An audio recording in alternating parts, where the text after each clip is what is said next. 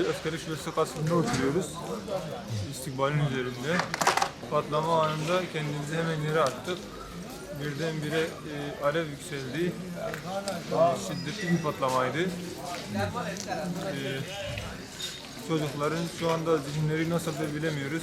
Ziyan çok büyük. Evde hiçbir şey kalmamış zaten.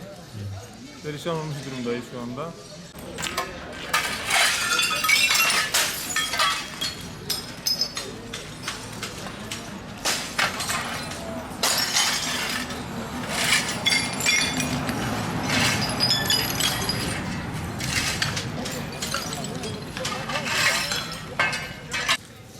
Cami meşkesi dolabı do çizik gibi George kesti, biş kesti.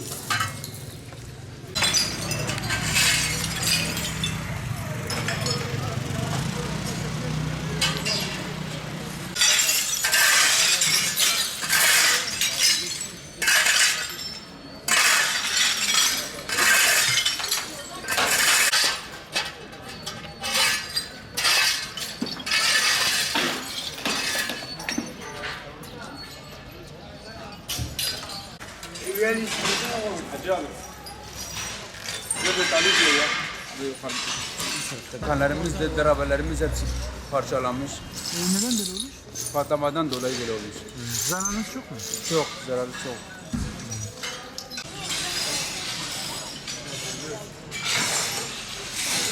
Selma.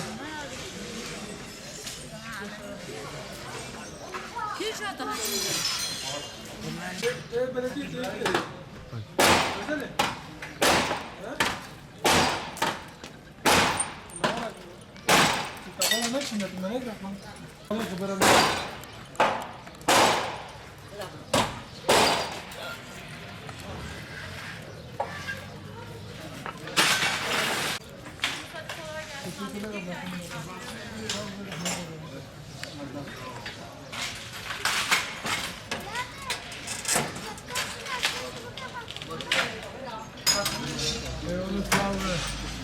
Hadi ciğer bir kere bu kadar.